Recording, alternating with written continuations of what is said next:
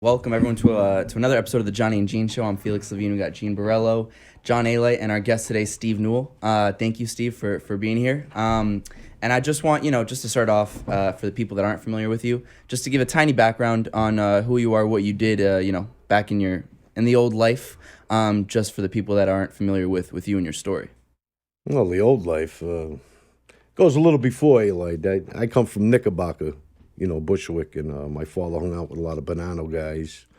Then we moved to Queens, That's it. Just started growing up, doing things, and getting involved with people.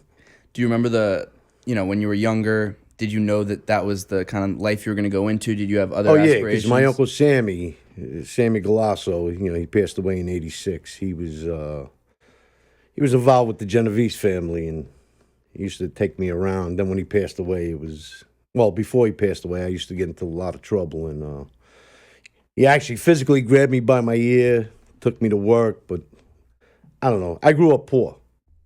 You know what I mean? So seeing people with things and made me want more. When you're 13, 14, and your friends are going to the movies, you can't go because your mother don't have that $2 to give you to go to the movies. Yeah, and I think that's actually interesting because in one of our previous episodes, John was talking about how your zip code kind of determines your life. And do you feel like for you that was it? That because you grew up there and you grew up poor and your uncle was involved, that was your only trajectory? Did you feel like there was any other options for you, or that was the only way out? No, not really, because my mother and father they were both sick at an early age, so it's not like they could have worked and gave us a better life. They're both on Social Security. It was rough. It was rough until I was about 15. So when you're 15, we talk about a little bit, that those first kind of years getting involved and what you're doing, at that young age. Well, I don't know if you remember the Dome. Sure. It used to be in Forest Park. It was a big park where you could get every drug you named up there. Yeah, thousands of people in a parking lot. But then for some reason it broke up, and large crowds of people went all over. They ended up on 102nd Street and Jamaica Avenue. And then angel dust became a big thing. So when I started seeing the money, one of the Cullen brothers, Michael, he put up the money. We used to, sell a ton of angel dust. And I just started loving the money. And then, I had little jobs, but they just didn't work out for me. And when did you really kind of get into it 100% and feel like you were deep in the mob life? I was about 16, and there was a bar in the middle of Jamaica Avenue, and I had a problem with the owner. And, he was a little old. Matter of fact, they call him Joe the Milkman. Oh, yeah, I remember Joe. Yeah. Him and his, they were acting like tough guys, and I stuck a gun in his face, and two of them grabbed me from behind, threw me on the floor. Joe jumped on me. I'll fucking kill you, but he didn't do nothing. So I told my uncle about it, and he went there. It got straightened out, and then after that, I was running around to all the numbers joints that my uncle, would go collect money from and stuff like that. And then, I didn't make much with him either, but, that's how I started seeing the real life, Don't get me wrong, when I was a little kid, 6, 7 years old, my father was an old Irish drunk, but his friends were, they used to guys come to our apartment just because they were made guys, and they would hide from their crew just so they could drink, and be away from their. So I've seen things. You know what I mean? Is there part of you that ever? They used to park that big old Cadillacs 3 blocks away. Is there part of you that ever misses that life and that money and all of what that life entailed? When it was good and everybody got along, yeah. But then all the. But they never get along, right? Nah, the treachery, It all kicks in. And who wants more than who. These guys, they've talked about loyalty and, or this idea of loyalty, at least in the mob. For you, did you feel like, there was ever loyalty, really? At the end? I thought there would be. Towards the end, no. Yeah. Do you feel like there are any? I went to jail for murder. We talked about the Brucey Goddard murder. Even the feds say, oh, you should be charged with something. I said, charge me. You know what I mean? But, I really had nothing to do with it. I was trying to save the guy's life because I knew everybody. I figured if I could be a little go-between, like I was saying before, tell Brucey, calm down, let it die down. Show them that, you're not bothering nobody. It's just... And when you went to jail, I mean, did you, again, we've talked a lot about their experiences, but I'm curious about yours. Did you feel like at that point it was like, all right, I'm done with all this? Did you feel like there was a rock bottom? I mean, what was your mentality when you went? No, when I came home, I went back to the guy I was with, but at that time he was building a big scrap metal place in the Bronx. So he was like, listen, do whatever you got to do. Just in April, we're going to be opening up. You come up there with me. I was like, okay. And then, I don't know, he just started, like, when I would come around to Liberty Avenue, he started giving me a cold shoulder, and then I found out through someone else, a Marvin Kornberg, who didn't like me. He was an attorney. So. He was a good attorney, he don't take shit from judges, he's really a barker. I found out he turned around and told Carmine that I gave up some information. You know what I mean? So when I went to his building, he wouldn't let me in the building. I was going to beat Marvin Kornberg up. Because you don't do that. Now you're labeling me. I thought it was these guys that did it. When me and him first got into contact with each other, we were talking. I was like, listen, who the fuck you guys went around calling me a rat? I sat there for 2 years. I went to trial. You beat it at trial. Well, what's a rat? But it wasn't them. Yeah. I found out later on. You know what I mean? And he doesn't know because he's sitting in prison. And actually, for the people that don't know, Carmine Agnello is Gotti's brother-in-law. That's who he was referring to. And later on, actually, Carmine has a 15-count indictment in Cleveland. They close the courthouse down and they throw it out, which is not possible. But we were actually sticking up for him. He worked with me. He worked for a friend of mine, Guy Peden, who later on we find out is an informant. And I read his proffer agreement because I met with Charlie Canisi in Aldo's. He was trying to get me to testify for Junior. And I was skeptic because before that, the FBI was trying to get me to testify against John. Nothing to do with Junior. Why? Why are they trying to get to... Well, because he was first arrested. So John didn't... I guess he wasn't cooperating at the time. They were trying to get me to cooperate against him. You know what I mean? So, and I kept telling them, no, I don't need a new life. I got a life. And they kept going. Now, John Jr.'s lawyers, Carnisi, started coming around. They started going to my house again, just like the feds were. I didn't live there, but that's where my driver's license was under, and my son was only like 10 years old at the time. I was like, oh, man, this got to end. You know what I mean? So... I met with the FBI in Aldo's, too, before Canisi and them. They were talking. I said, listen, I got no information. He said, yeah, but you could testify that John shot you back in 95. What's there to testify about? It's over. You know what I mean? No offense, but if things were planned out, John wouldn't be here either because that's what was going on back then. You know what I mean? I'm glad it didn't. I'm not going to lie. I was more into making money, not... killing people, I mean, if a guy owed us money, he got to get hurt. Yeah, you know what I mean. But let me, because people that don't know the history of the story, we had a very lucrative one of the spots, and we had dozens, maybe more than dozens, drug spots, coke, pot, pills, whatever. You name it, more. And Guy Peden was one of my close guys that worked for me, and he was in jail with Frankie Burke. We spoke about Frankie Burke a week or two ago. When Guy comes home, I put him in business. There's a pool hall on 102nd Street. There's a place called Jägermeister's. And we put a team of guys together. Stevie is one of the guys that was around with Guy Peden. Guy Peden later on makes a deal in Atlantic City through some guys that I know that I put him in touch with to sell just weed, 500 or 1,000 pounds. Instead, he goes behind my back and he sells 4 kilos. Which is true because at the time, Guy Peden wanted me to, he was going to set me up as the middleman. But at the time, I had no driver's license. I said, listen, I get stopped. They they're allowed to search the car. Forget Can I about that. ask them now? You know. John Jr.'s okay with you all selling kilos and everything like that? Don't bother Yeah, him? he just stays in the background. Oh, so that's okay. So Yeah. it's allowed. So when the drug money's coming, he don't mind it until it gets brought out to the light, right? And everybody's selling drugs, but we're All not right. selling drugs. Right, You know, right. It's just okay. the way it is. Just wondering. Yeah. Right. So what happens is they set Meanwhile, up a all the sting. big guys are hiding in our bathrooms. I already know. Putting it right, I know. a whole package. Well, I watched them all do. I know. You I know. so it's So we got a major drug spot Yeah. on 102nd. branched out to other places. And, we got probably, I don't know, just in that one location, we have to have 20 guys working for us there, right? Between Joey Yeah. and Yeah, this guy. no, I there forget was- Joey's name, the fat Joey. Squid, we call him Squigs? Squigs, yeah, the DJ. Squigs, yeah, DJ. Then Billy Hill, too. Yeah, the Billy big Hill. fat kid. And then we had Kevin Cullen that was around. Different guys. We had a lot of guys around. And that's just one location. That's why I said there's hundreds of guys involved in this organization when we're doing it.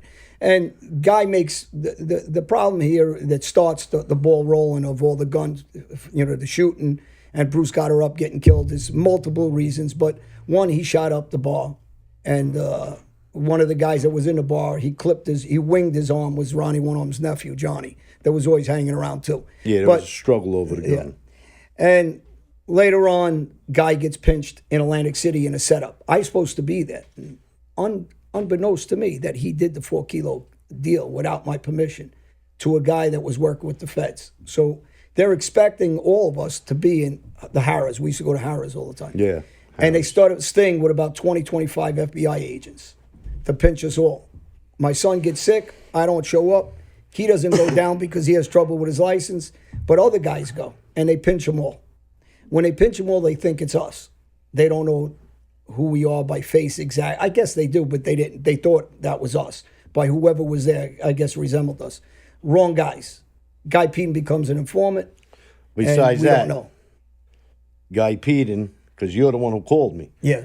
says, listen, he was heard on tape saying, because what happened was when he made the deal, okay, he was waiting for the money. So a couple of days goes by, the guys got pinched that he made the deal with in Jersey.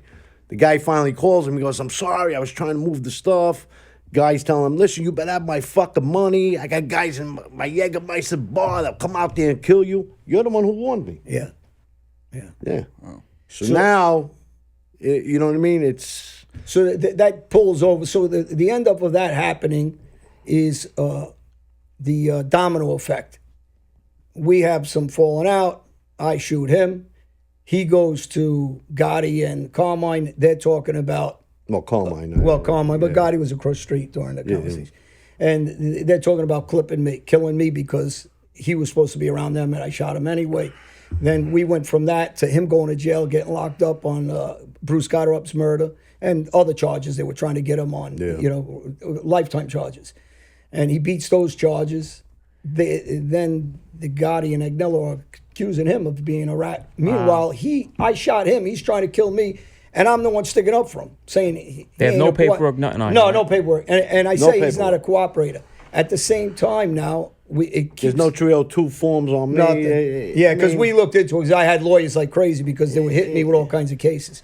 But at the same time, Kevin Cullen's brothers and Ricky Stratton, and there's about 5 or 6 of them, they come looking for me to kill me. And they try to shoot me. And I end up going on the Interborough Parkway and shooting Ricky Stratton in the head. And he knows that story.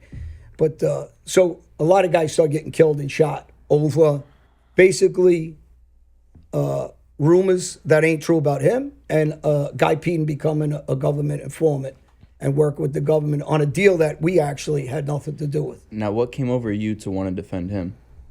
Because back to the street again, I talk about the same thing. Stevie worked for me. He worked for Guy. We were very close, all of us. We made... he said it on another show we did. He probably made $15,000 a month. I sat in a himself. bar just like I'm sitting now. I'm making like $3,000 a week. Yeah. And so No, 'cause guys, we got bigger. Right. Like people started coming to us for weight. You know what I mean? So I'm sitting in a bar getting drunk every night or as the years go on, doing what I want. you'll hear me talking good about guys and bad about guys as we do these shows. Right. And friend or enemy, I always had respect for Stevie. Right? When we were on the street, I liked him. We made money together. When we hurt guys, batted guys, or whatever I did to guys, he was always backed me the same way. So when they asked the same guy they were supposed to be protecting, when I shoot him, they don't want to do it, but they're asking him to kill me after they're supposed to be protecting him from me. But the problem, the thing about this life is you got to respect somebody for who they are. He ain't a rat.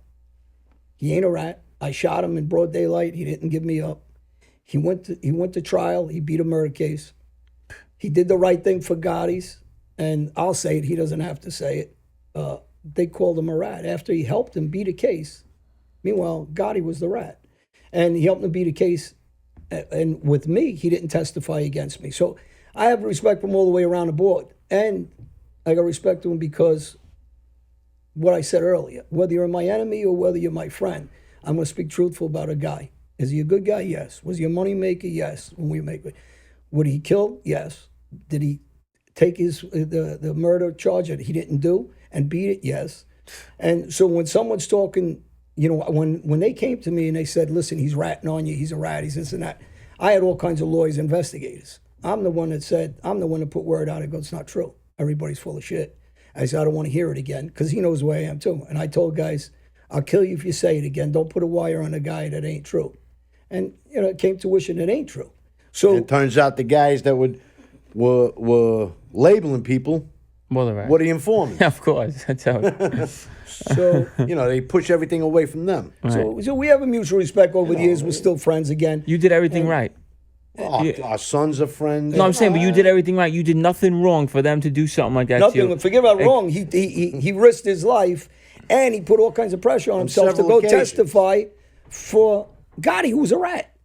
And you know he's a rat. There's no His you know, last son- trial, when John cooperated, that's when I was meeting Canisi and them. I said, "All right, let me get this over with," you know, because I really felt Junior at the time had nothing to do with it. You know, like he says, there's things I didn't know about, but from what I do know about, it looked like John Jr. had nothing to do with it. So I was willing to testify against him. Yeah, he shot me. Fuck it, you know. But when they come out with their books, all right, John, he talks about how he shot me. The insult was, he says he shot me in the ass, and I got fucking mad. No, you didn't. Can you got tell me the story You of got me in what- the thigh. What was the Below the cheek. what was the original reason, just to clarify, of why you shot him? because Gotti and Carmine stepped in my Oh, business. no. And, well, What started it was Guy Peden. When he was locked up before he got out on Right. bail and that oh yeah. Philadelphia. release Where was shit. he in Philly, In or Atlantic Jersey. City? Yeah, No, he was in wherever. Jersey. Camera but- release. What the fuck is that? He had to check in every day with a Oh. wear the ankle bracelet, and there was a monitor. He supposedly he had to pay for it, and he had to send his picture from his house or whatever. So he leaves about 2 kilos behind. So Wheezy, Louisa, she calls me. She pages me. She says, "Stevie, can you come to my house?"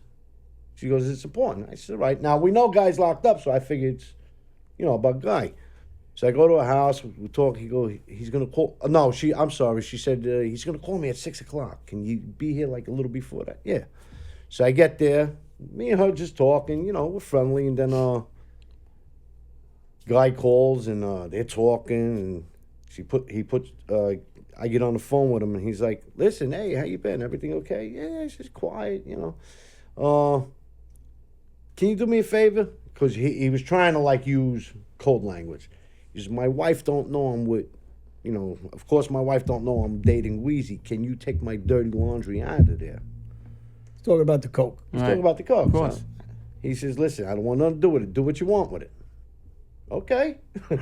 She gave it to me. That was it. Right. Now, before that, I met with him Jersey Turnpike. at that restaurant. Me Yeah. and Wheezy and we walked out. We Yeah, didn't pay him. Chili's or some shit. Yeah, Chile. So after meeting with him, he said he didn't want nothing to do with it. I said, "Fine." I went on my own. But then Johnny Burke started causing problems that I don't know. I stole the coke or some shit. I don't know. Whatever it was. So he came looking for it. Let me stop you right there, so everybody knows about Johnny Burke.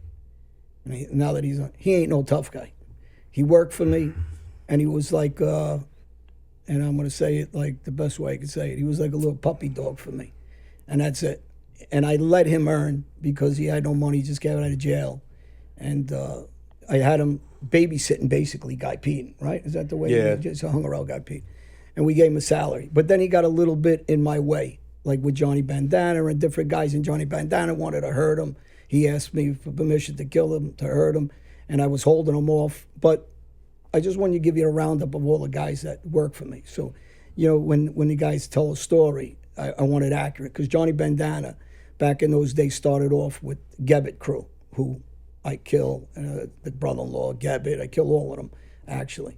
So Bandana was their guy, and they had a falling out, and Bandana came with us. And I liked Bandana, actually, and he had some balls. So, you know, he did some shootings, and he was a quiet guy, and he made money. But Burke tried to disloyal to him, too, and Bandana wanted to hurt him when he was in prison. And Johnny came running to me, but go ahead, Steve, sorry. Yeah, all that went down while I was in jail, waiting to go to trial. So there was a lot of shooting that was going on over one guy becoming an informant, Guy Pete. I pick up a newspaper, I'm reading everything. Jimmy Burke dies. Ronnie Frankie One-Arm's Burke, father dies. yeah. Johnny Now, the funny part, I won't say funny, but whatever. Yeah, the funny part. All the white guys or Italian guys, no offense, you know, used to go up to the priest's office in the Queen's House of Detention. We knew some captains from the neighborhood in the correction, so they put hold on us to keep us all together. So we used to go to. So I became like the little librarian. Get the free phone calls. You can make direct phone calls. So now I'm sitting at the desk. I don't know if you ever see him on Facebook, Frankie LaPiccolo. Yeah. Yeah, he was in the Queen's House on a violation. So he used to come up. A bunch of guys used to come up. And all of a sudden, so I'm filling out the pay. A guy takes a book, gives me his ID, the MA ID. I'm going to write. It's Johnny Gebbit. So I look up. I said, "What's up, John?" He goes, "Oh, shit, you're in here." He came down on his appeal. Yeah. That's when he won his appeal. So it's like everything was going on that year, 96. You know, a lot of shit went on. What's it like to see when you're talking about reading the newspaper, you see like people you knew dying and right and left? I mean, what's going on in your head? You're just kind of looking from the outside? You know, Jimmy Burke died of cancer, Ronnie's father, old age. I mean, seeing Gebbit get killed, I was like, what the fuck? He was just here. I mean, it didn't bother me. I had no love for him, but, you know. Now, I guess the big kind of question is... Well, one of the reasons why we killed Gebbit is because Johnny Burke, they went after Johnny Burke. They ran him over. They tried to shoot him. When he came home... And Johnny Burke couldn't handle his own business, so... He was trying to take over what he left behind years ago. You can't do that. It's different. Right. Now, I think for me, the big question is, how are you, then be able to reconcile and become friends with someone who shot you? I think that's kind of the interesting... psychologically, was there for a while? Was there animosity towards John? Was there? I guess so. He was trying to kill me. What'd you think? But like how to talk? But talk about that transition from that anger to then now being able to sit next to him and be friends with him. Because it's past life. You know what I mean? Hopefully he's changed, like he says. I'm not involved with nobody no more. There's nothing. I don't know. I think it's our mindset. Yeah. The way we grow you up. get this older. is just part of it. That happens with a lot of You're crews. not cowboys anymore. It's true. Not, That happens with a lot of crews, man. That's not just theirs. That's with a lot of crews. I've seen that. People stabbing each other, hurting each other, and their friends again. I personally happened to me. It's normal in Again, that like lifestyle. me and Johnny Burke hate each other, but yet years ago, my son hung out with his son, dated one of his twins. What was I supposed to do? Yeah, I'm not gonna tell my son, get away. See, you know things what? change your minds. Just recently, not too long ago, my son and John's son, they had a little business venture going. It didn't work out for them, but they're friends. See, here's the thing with me anyway, and he'll tell you, and he's been around forever. I hurt everybody, I shot everybody. He knows, and he'll say, tell you. But I don't have a respect for a lot of guys because they're not honest about what happened in the past. So keep it real, Yeah, I see and I'll that. keep it real. That's something I see. And you know what? It's people I don't even know. Even whether it's Facebook or commenting on the Costa Nostra news site, I'm like, these people don't know John. I'm not here to kiss John's ass. He's done what he's told you he's done. You know what I mean?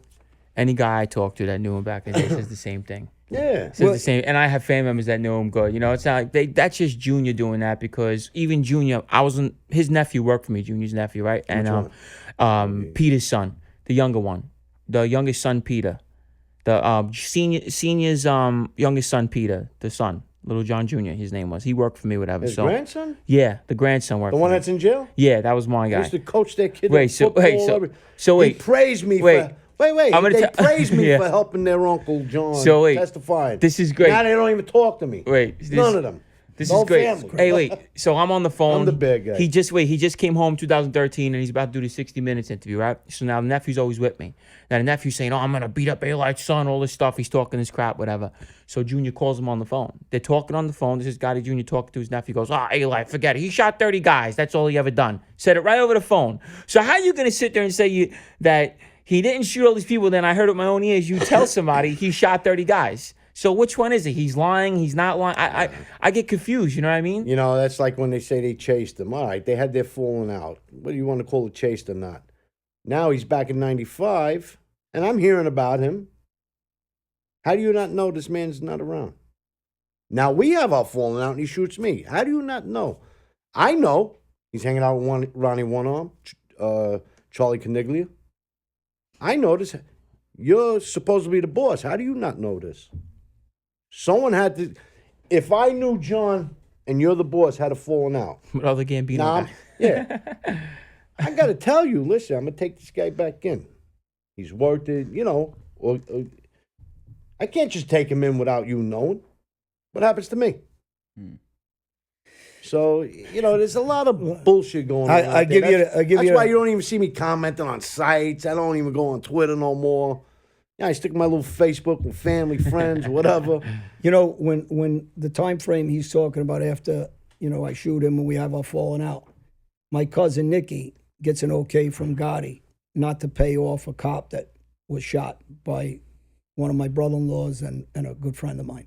Turns out to be a correction officer and threatens me in jail. Yeah, that correction officer, I give him $60,000 to keep his mouth shut, which he does. My cousin keeps it. Gotti tells him he doesn't have to pay. So this is July 3rd, I think 1994, 1995, I don't remember exact year. I went to his house, brought him downstairs, and I shot him 4 times. I'm going to go after everybody around the Gotti family to show them that they're never going to tell me what to do, right? So I shoot him. Me and him obviously know the story. We shoot Joe O'Kane. We stab Joe O'Kane up. We rob him twice. We robbed 2 of their bookmakers, which you know, Keith Croce I robbed, and I robbed the guy out in Valley Stream. And then I go after one of the Gotti's brother-in-laws, and I leave him on the side of the Bell Parkway with his Ronnie G. I baseball bat a guy, John, that testifies for Gotti. One of his other guys that testifies for Gotti. I baseball bat to shit him. Actually, my mother called the police because she didn't want me to kill him because I wouldn't stop cracking him across the head. And so when these guys are telling these stories, they need to be accurate. Because as far as, like Steve will tell you, I was still doing scores with Charles Kinnick. I was still involved with Ronnie. And Ronnie's opening statement, everybody knows it by now, is... And these are guys I know. I know I'm Charles afraid of Nick, Johnny I know Alite, Ronnie, basically. Well, everybody read Ronnie One's statement, so they can read it. It's on the internet. Johnny Alite will kill me like everybody else if I'm not nice to him. So when the scenarios and the stories they want to tell, they got to keep... You can't tell him, I shot 30 people, and then tell somebody, I didn't. Well, Gotterup's brother actually did... the show Perfect Gangster. I think you did it also when we did the documentary. Oh, the younger kid, Frankie. Steele. And he in was jail in with jail that with the guy. So the guy thought he killed his brother. No, which the kid didn't know at first. At first he did, yeah. We're in the Queen's house, and But at the same guys time, come and go. At the same time, our friends were all dying. You know, Frankie Burke, what we talked about, dies. Joey Danker dies. Angelo Costelli dies. You know, got guys dying all over the place. Yeah. Billy Streamer dies. Mikey Merlo dies. Kevin Pittman dies. Dennis gets all screwed up. Joe O'Kane later on in prison dies. So guys are getting killed left and right. Guys are trying to kill me left and right. That's the life. But I'm never going to show disrespect for a guy that was serious. And you could say what he wants. He's a gangster. He's not a gangster. He's a street guy. He's a real guy. So that mutual respect, I think, is always going to stay with street guys. Every time I got arrested, don't you think? Oh, Steve Newell. If it was a traffic stop, FBI showing up. Hey, why don't you flip on Carmine? Why don't you? The fuck out of here. You know what I mean? If I get arrested for carrying a gun, why don't you flip on Comrade? Just like when last year, I got arrested for a couple of guns, and so I had to do a little bullshit time on Rikers Island in the Greens. The next day, because you're in a temporary area, they call it IG. There's these two people coming in. They call my name. I go up to the guys, what's up? I thought they were cops or something, going to rearrest me. No, hey, what do you think about that's the same, the day I went in, the night before is when Frankie Cali got killed. Right away, they yeah, you're pretty famous on YouTube. That's what he's talking about. They saw them, they check you out when you go to jail. They saw the American Gangster shows, all that shit. They read everything. I said, listen, I got nothing to say to you. The next day, 2 Italian guys come in, little fat guy. Now they come into the dorm, like if they're trying to be best friends with us. You know what I mean? I was like, get out of here, man. I got nothing to say to you. You know, so here years go by, but your past catches up to you too. Do you feel like you'll ever be able to get away fully from your past? I am away. I don't bother with nobody. Somebody ratted on me last year. I knew that was coming. They want to drop a dime on him. Can't prove who it is. Oh, I know who it is now. Yeah, no, I know who it is. And we know this was coming. One of my drivers. Yeah. So that's part of the life. But the honesty of the street, right? You got to have some, that's why it's such treachery and dishonesty, and nobody tells what's real and what isn't real. Just keep it real, for the good and the bad. Guys ain't Superman. When guys say, oh, you got beat up, or you got jumped, or you got battered, or I got stabbed. I got stabbed. I got shot. It's part of it. He got shot. It happened to be by me. I got shot. He tried to kill me. That's the street. If you're really a street guy, you ain't winning all your fights. If you say you did, you're a liar. And you're going to get caught short out there, especially if you're a real street guy. You're going to go everywhere, like I always did.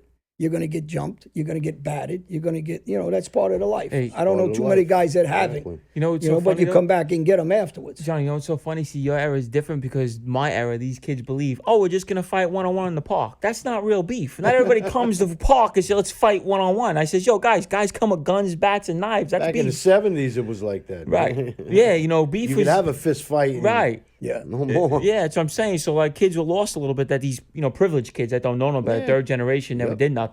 Oh, we'll square up one-on-one. Bro, dude just coming to shoot you, stab you. What are you going to do then? Call the cops? You got to be prepared. Different time, bro. And for you, John, I mean, I know, the Gaudis try to discredit you and other people. For you, why do you think it is that there's such animosity, especially to make sure that they discredit your reputation and, not just the Gaudis, but other people as well? And, how do you kind of handle that, I guess, on a daily basis? I talk about Will Smith all the time, right? Because I like certain guys, and Will Smith, he's good sense of humor, and but he was serious about a mirror, right? When you look in a mirror, look at yourself. Don't look at the cracks in the mirror, or you're not going to be able to analyze yourself, honestly. So have confidence in who you are. I think it's their insecurity because they have that name. Well, these guys had the name in the streets, but really they're not the guys that did the work I was. So I think it's taking their shine, maybe. I don't know. If just insecurity. I'm really not sure. But I'll tell you one thing. When we were on the streets, anybody that knows us, and I started to say Frankie Steele is Gotterup's brother. In my show, he said, if I said I shot 30, 40 people, you can double the number. Now, this is not a guy that I grew up as a friend, but he respects me just the way I respect their family.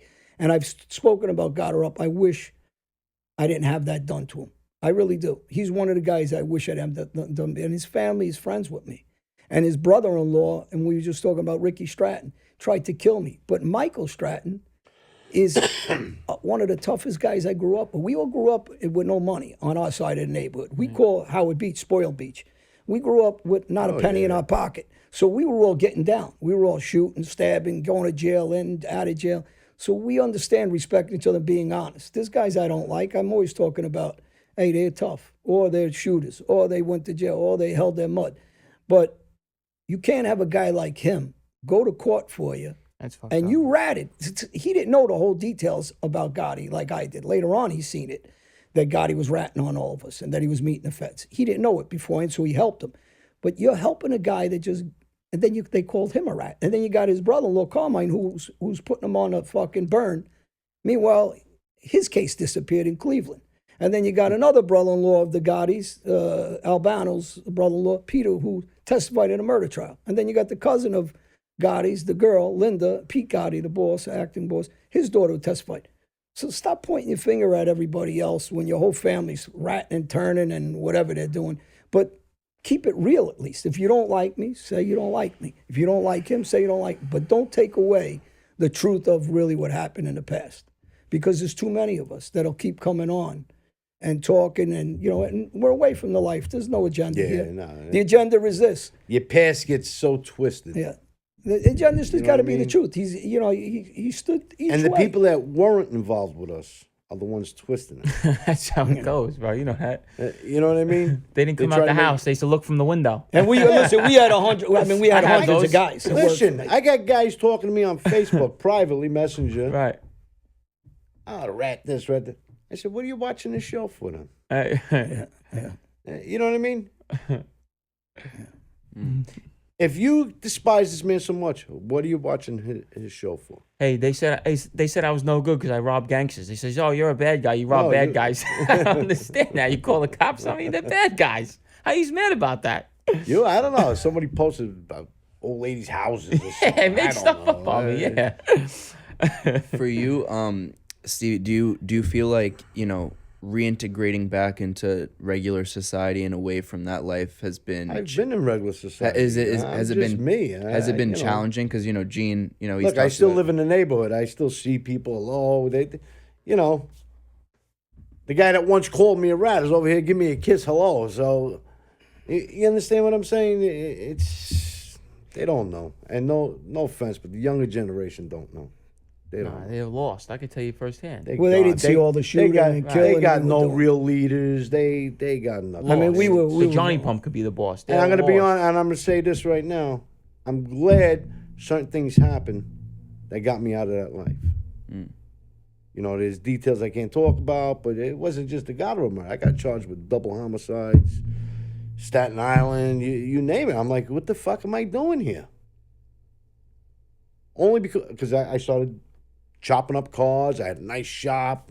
People bring me 10 cars a day, stolen cars. I was supplying all the junkyards. I'm not going to name names, but there's like 30 junkyards. They would call me, yo, bring it out. I need it. Okay. And, it was good times, but you know what? I'm glad it's over. And- God knows where I would be today. Prison, dead. You know what I mean?